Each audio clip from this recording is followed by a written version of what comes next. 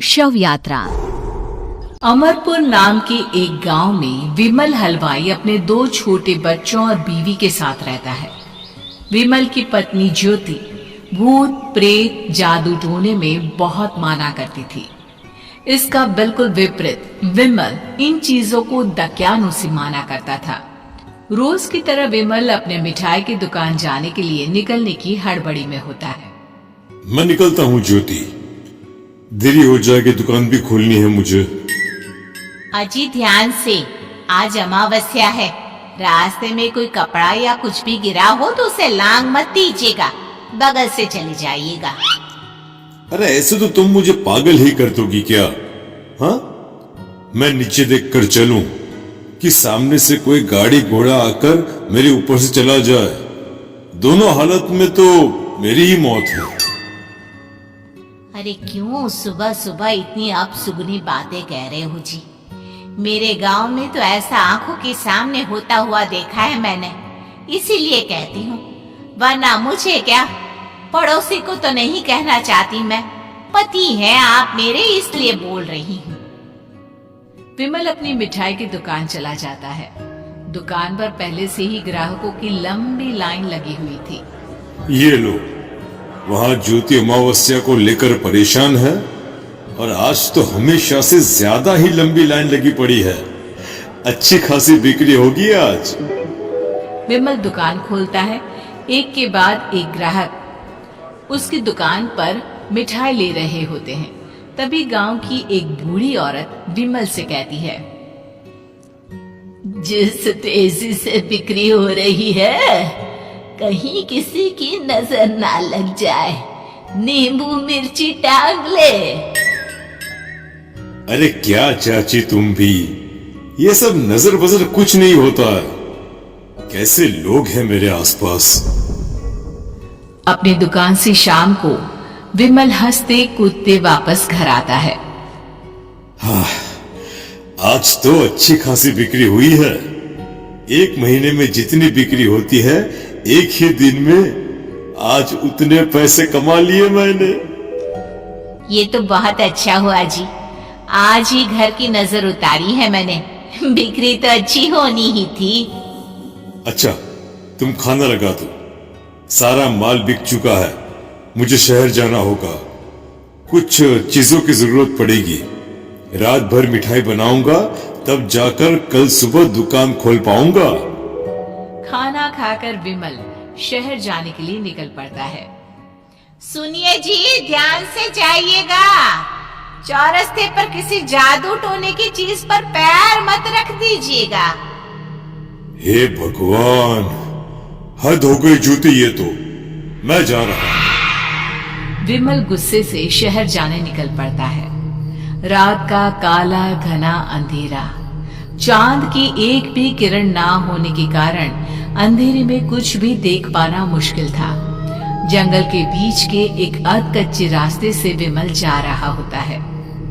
चारों तरफ गुफ अंधेरा और सन्नाटा सुनाई दे रहा था, और सुनाई दे रही थी विमल के पैर के नीचे आ रहे सूखे पत्तों की आवाजें। तभी अचानक दूर से उसे कुछ आवाजें सुनाई देती है। अरे, ये इतनी रात को जंगल के रास्ते कौन जा रहा है? शायद कोई टोली होगी। राम नाम सत्य है, राम नाम सत्य है, राम नाम सत्य है, राम नाम सत्य है। धीरे धीरे आवाज कुछ कुछ सुनाई पड़ती है। आवाज धीरे धीरे और नजदीक आती सी लगती है।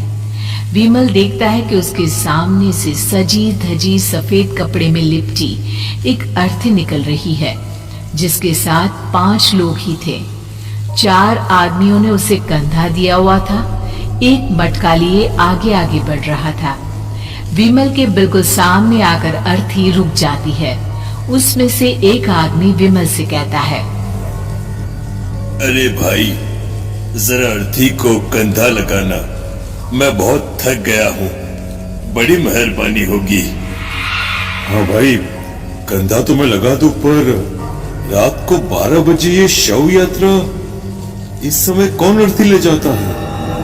तभी विमल को ऐसा लगता है कि शव में से आवाज आई। ये आवाज। मजबूरी है भाई, आप कंधा दीजिए, मैं रास्ते में सब बताता हूँ आपको।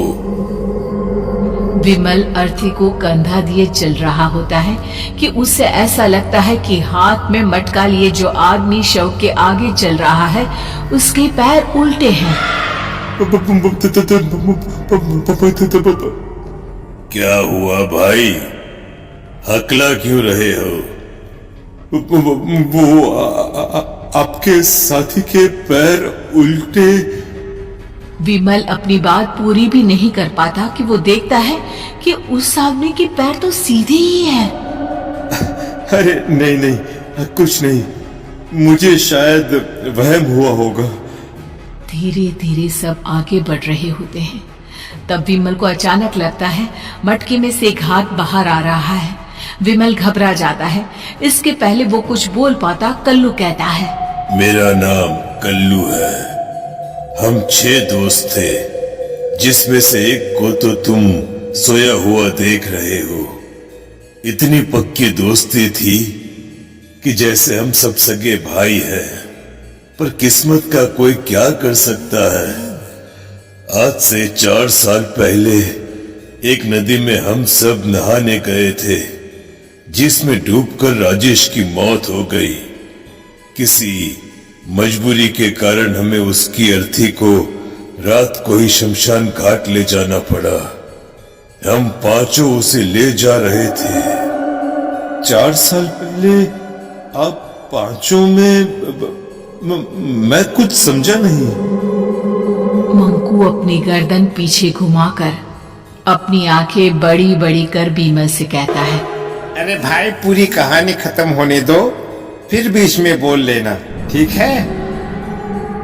तभी रास्ते में एक हादसे में अपने दोस्त के साथ हम सभी मर गए। वो सामने देखो, हमारा दोस्त। विमल सामने दिखता है। उसे दिखता है कि एक ऐसा आदमी जिसका शरीर कई जन्मों से पानी के अंदर रहने के कारण सफेद पड़ गया है। उसकी आंखें बाहर की ओर निकली हुई थी। फिर ये अर्थी किसकी है? अर्थी के साथ के लोग अर्थी को नीचे रखते हुए एक साथ विमल की ओर देखते हुए कहते हैं, तुम खुद ही देख लो। विमल शव पर से सफेद कपड़ा हटाता है। शव की जगह खुद को ही देखकर विमल के होश उड़ जाते हैं।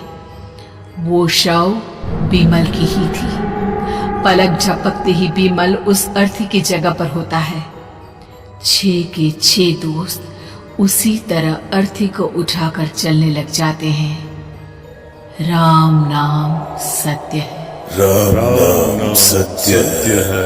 राम नाम सत्य है।